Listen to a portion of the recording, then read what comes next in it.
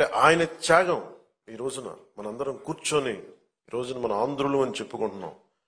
భారతదేశంలో ఒక బలమైన రాష్ట్రంగా ఏర్పడ్డామంటే అలాంటి మహానుభావుడి పాదాలకి నేను సాష్టాంగపడి పాదాభివందనాలు తెలియజేస్తూ, ఈ రాష్ట్రం ఒకరి బలిదానం మీద జరిగింది. త్యాగాలు లేకుండా ఏమీ జరగదు. ఒకరి ఆయన తల్లి మన భార్య బిడ్డను పోగొట్టుకొని ఎందుకు చేయాల్సి వచ్చింది అంటే మనందరి కోసం చేసిన వ్యక్తి. తనను దాటి ఆలోచించేవాడు. తన కుటుంబం కాదు, ఇది నా కుటుంబం అని జగమంతా తన కుటుంబం అనుకున్న మహానుభావుడే. తనను దాటి ఆలోచిస్తేనే మహానాయకుడు అవుతాడు. తన కుటుంబాన్ని దాటి, తన పరిసరాల్ని దాటి, తనది అని దాటి వచ్చినవాడు మహానాయకుడు అవుతాడు.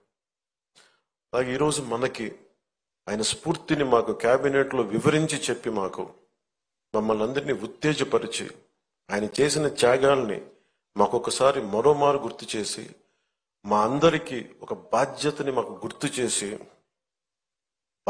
గుర్తు చేసి మాకు ఆయన ఆత్మార్పణ దినాన్ని చాలా బలంగా జరుపుకోవాలి, మనం కృతజ్ఞతలు అయి ఉండాలి, దానికి మనం బద్దులై ఉండాలని చెప్పి 10 సార్లు ఉత్తేజపూరితంగా చెప్పిన శ్రీ నారా చంద్రబాబు నాయుడు గారికి మనస్ఫూర్తిగా వారికి నా కృతజ్ఞతలు, నా అభినందనలు తెలియజేస్తున్నాను. ఎందుకంటే కంటిన్యూటీ ఆఫ్ మెమరీ లేకపోతే ఏమైపోతుందంటే తల్లిదండ్రులు కూడా మర్చిపోతాము. అలాంటిది ఈరోజు ఎందుకు జరుపుకోవాలంటే ప్రతిరోజు మనం గుర్తు పెట్టుకోవాలి. నేను ఈరోజు అన్నం తింటున్నాను, నేను ఒక పదవి వచ్చింది, నేను ఒక ఉద్యోగం చేస్తున్నాను, భాషా ప్రయుక్త రాష్ట్రాలు వచ్చినాయి అంటే ఆయన బలిదానం వల్ల.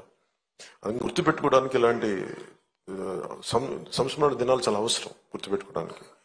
అలాగే ఆయన చేసిన త్యాగాన్ని మరింత ఇనుముడింప చేయాలి అంటే ఇందాక పార్థసారథి గారు చెప్పినట్టుగా, గౌరవ మంత్రి పార్థసారథి గారు చెప్పినట్టుగా, గౌరవ ముఖ్యమంత్రి శ్రీ నారా చంద్రబాబు నాయుడు గారి నాయకత్వంలో విజన్ 2047 ఆవిష్కరించారు పుస్తకాన్ని. ఎలా ఉండాలి విజన్ అనేది. ఆయన ఒక పుట్టి శ్రీరాములు గారు ఒక కలగన్నారు, ఆంధ్రులకి ఒక ప్రత్యేక రాష్ట్రం కావాలని. నందమూరి తారక రామారావు గారు తెలుగు ప్రజలను ఎప్పుడు కూడా మద్రాసులు అంటే నేను తెలుగువాడిని సగర్వంగా చెప్పి, తెలుగువాడు కాళ్ళ ఎగరేసుకున్న తెలంగాణలో ఉన్న ఎక్కడున్నా సరే మాకంటూ ఒక ఉనికుందని ఆత్మగౌరవాన్ని చాటి చెప్పిన మహానుభావులు శ్రీ ఎన్టీ రామారావు గారు. అలాగే చంద్రబాబు నాయుడు గారు మొన్న చెప్పారు, ఒక పార్టీని నడుపుతూ ఎంత కష్టమో నేను చెప్తా ఉన్నాను. ఆయన మనుగడ సభలో చెప్పాను, చాలా కష్టం ఒక పార్టీని నడపడం. ఒక 5 కోట్ల మంది, ఇన్ని కోట్ల మంది ప్రజల తాలూకు జీవితాన్ని నిర్దేశించే పాలసీలు తీసుకురావడం చాలా కష్టం, కంకణబద్దులై ముందుకు తీసుకెళ్ళడం కష్టం. అలాంటిది 2047కి ఎలా ఉండాలి రాష్ట్రం, అదొక డాక్యుమెంట్, అది ఒక దిశానిర్దేశం చేస్తుంది. ఇలాంటి అవకాశాలు ఉన్నాయి, ఎంత పెట్టుబడి పెట్టబోతున్నాం, లేదంటే మనం నేచర్ ఫార్మింగ్ ప్రకృతి వ్యవసాయం చేస్తున్నాం, లేదంటే ఇన్ని ఉద్యోగాలు కల్పించబోతున్నాం, లేదంటే ఇలాంటి మన టూరిజంలో ఇలాంటి ఆలోచనలు ఉన్నాయి. ఇవన్నీ ఏం చెప్తున్నాయి అంటే ఎవరైనా అందిపుచ్చుకోవచ్చు అని. దీనికి ఒక కులం లేదు, ఒక మతం లేదు, ఒక ప్రాంతం లేదు.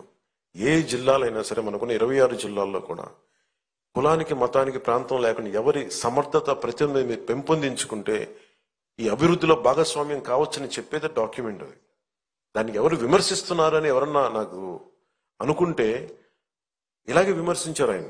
1990లో కూడా విజన్ 2020 ఏంటి అర్థం లేదన్నది అందరికీ కనిపిస్తే వాళ్ళు మహానాయకులు ఎందుకు అవుతారు. ఆయనకి కనిపించింది రాళ్లలో రప్పలో ఒక మహానగరాన్ని, సైబరాబాద్ వచ్చింది, దానిలో కొన్ని లక్షల మంది. మన రాష్ట్ర విభజనకి సర్ప్లస్ బడ్జెట్ వచ్చేంత స్థాయికి ఒక క్యాపిటల్ పట్టుకెళ్ళింది. అలాంటిది ఆయన మళ్ళీ